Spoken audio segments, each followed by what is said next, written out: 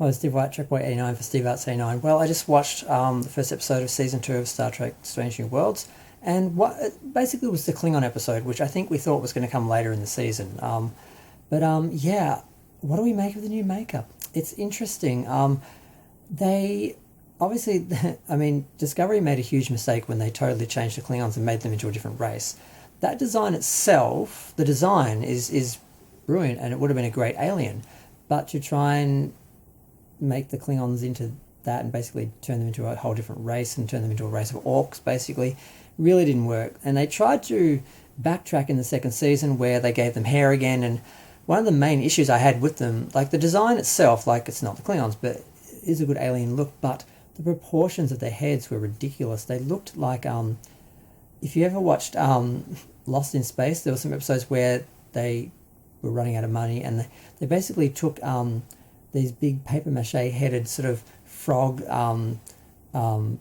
creatures that were done for like some theatre show or something somewhere that they'd found in the like costume department, and used them as aliens on the show, and they just were like these big huge heads. It was looked ridiculous, and those proportions are like that. Like the Klingon heads were like out to here. It was really ridiculous.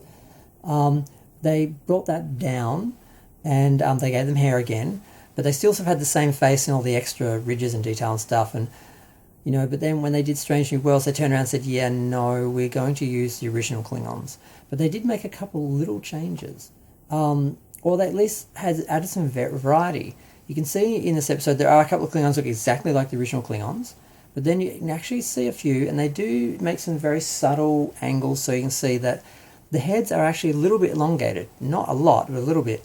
And a couple of those characters, they had cornrows going along the ridges, and you could actually see that the head was longer and they had a slightly different shape from the other ones.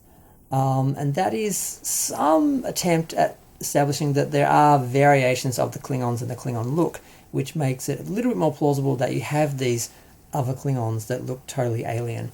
So I can accept that if they are just some offshoots, some part of the Klingon race that look like that, and maybe they were just a bunch of deplorables that they just left out of the council chambers, and they never really got to be involved in Klingon politics or war or anything in the future, and they existed somewhere, and then I don't know, maybe they exterminated them all because they were just so I don't know. But either way, the makeup department has made some attempt to actually sort of bridge these two sort of Klingons a little bit, but not so much that it hurt the other design, because it looked good.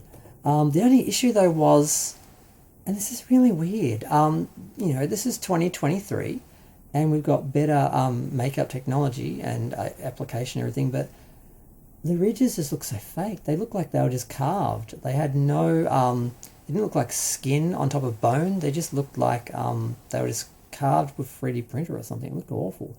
And it was consistent with all of them, so it is a makeup department flaw, a failure that they haven't, that they didn't sculpt and make these things look actually like real skin and real flesh. They just look like it's carved in wood or something and painted. It did look pretty awful. That element of it, they failed there. But the overall design was good, and how they sort of like made some variations was good. But and this was something, oddly enough, that I also noticed in Into Darkness, particularly seeing it on the big screen.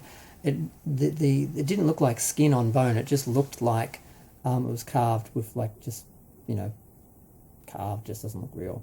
So that's the sort of only real issue. But the armor was gorgeous. The gold armor that the two Klingons, I think there was two Klingons at the end, who were having the blood wine with Spock wear, it looks amazing. And just like the other armor and the costumes in season 1 of Discovery looked amazing, they just weren't Klingons and didn't work.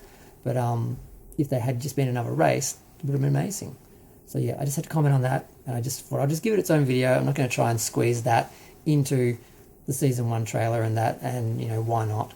So yeah, I'm going to go. Feel free to share, like, comment, subscribe. Let me know what you think of the new old Klingon makeup. It would have been fun if they just had a human looking Klingon in the background as well, and just established that yes, in the Klingon society, we do have some of the old Klingons from the original series era who had issues with the disease, that the augment disease, and you have the sort of next generation movie era Enterprise Klingons, and then you have like the Discovery Klingons, then you have some that are in between where they do have elongated heads and they, and so forth. And one of them had shaved hair, and his hair was shaved around the sides, so you could see that the ridges were their own sort of section, and it was interesting. They played with that a little bit, and it does help to sort of, blend the sort of edges, so to speak, between the other designs, and they've definitely backtracked the Discovery Klingons, but they're sort of allowing a little bit of room to acknowledge that maybe they're part of the overall Klingon culture race. But I'm going to go. Bye.